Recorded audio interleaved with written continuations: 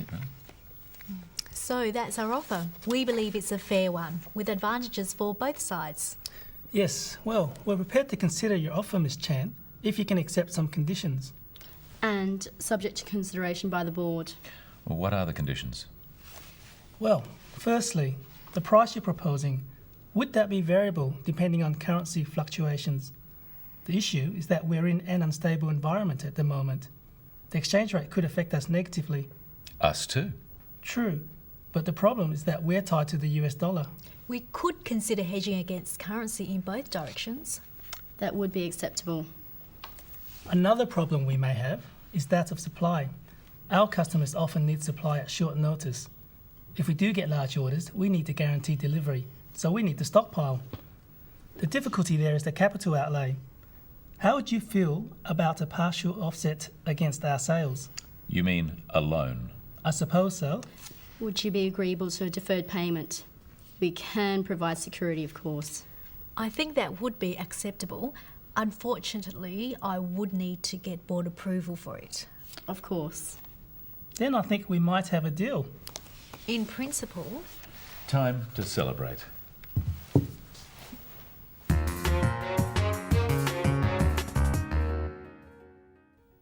In negotiations, it's usual for each side to have conditions that make the deal better or safer for them. A condition is a change in the terms of a deal which is necessary before one side or the other agrees. Yes, well, we're prepared to consider your offer, Miss Chan, if you can accept some conditions. And subject to consideration by the board.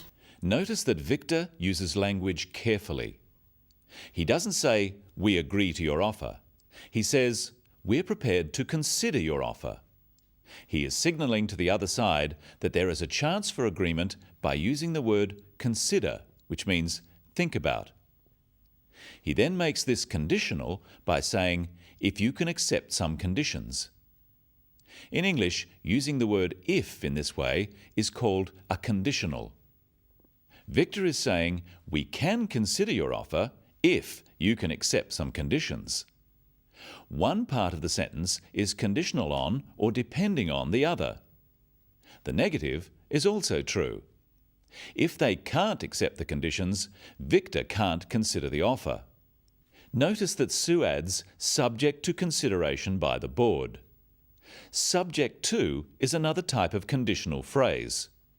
She means we can agree if the board agrees. Subject to is a legal phrase meaning only if or only after. There are a number of expressions you can use when giving a condition. Try them after me. Subject to the board's agreement. Conditional on the board's agreement. Providing that the board agrees. As long as the board agrees. On condition that the board agrees. Let's look now at Victor's first condition. Well, firstly, the price you're proposing, would that be variable depending on currency fluctuations? The issue is that we're in an unstable environment at the moment. The exchange rate could affect us negatively. When Victor is talking about conditions, he is exploring various scenarios or things that could happen. Notice that he explains what the problem is. He says, the issue is that we're in an unstable environment. The issue means the problem or the thing that needs discussing. Practice with Victor some ways of introducing a problem. The issue is the exchange rate. The problem is the exchange rate. The difficulty we have is with the exchange rate. One thing that could happen is that the exchange rate, the amount of money you can exchange in one currency for another, may change. Notice that Victor uses the words would and could. Would is like a conditional. One thing might result in another thing happening. The exchange rate might change. Victor is talking about the price for their product. He asks, would that be variable depending on currency fluctuations? fluctuations are changes. We can express this another way. If the currency changes, will the price change? Could is used to express a possibility, something that might happen. Victor says the exchange rate could affect us negatively. Notice that you can say something will affect you negatively, it will have a negative or bad effect, or positively, it will have a positive or good effect. What is Lynn's response to this first condition or concern of Victor's? We could consider hedging against currency in both directions. That would be acceptable. Like Victor, Lynn is being careful. She uses the word consider rather than just agreeing. She's waiting until the whole deal is clear. We can give both questions and answers using these could and would phrases. Practice them after Lynn and Victor. Would you consider hedging against currency?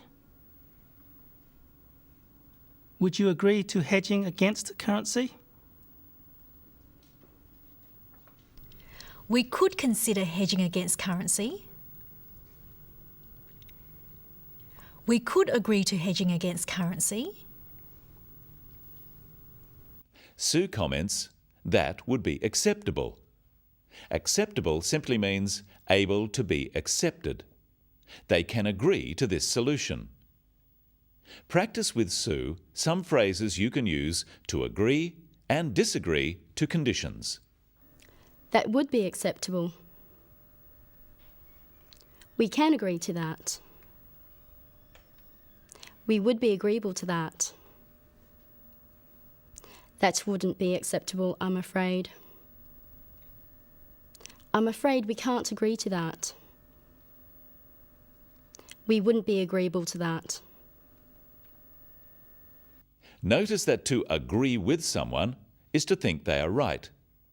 To agree to something is to accept a proposal. What is Victor's second condition? Let's see. If we do get large orders, we need to guarantee delivery, so we need to stockpile. The difficulty there is the capital outlay. How would you feel about a partial offset against our sales? You might use the phrase, how would you feel about something, if you think it may be a difficult condition for the other side to accept. Sue puts this proposal a different way. Would you be agreeable to a deferred payment? We can provide security, of course. I think that would be acceptable. Unfortunately, I would need to get board approval for it. Sue uses the phrase, would you be agreeable? Would you be agreeable to a deferred payment? A deferred payment is when you pay later for something you buy. Lynn thinks this condition is acceptable, but she makes it conditional on board approval by saying, I would need to get board approval. Notice the stress on would. Practice some phrases you can use for this type of condition. That would have to have board approval. The board would need to approve that. That would be subject to board approval. Sometimes conditions depend on other conditions. One side might say, we agree to your condition if. So it's very important when negotiating to listen for words that signal a condition.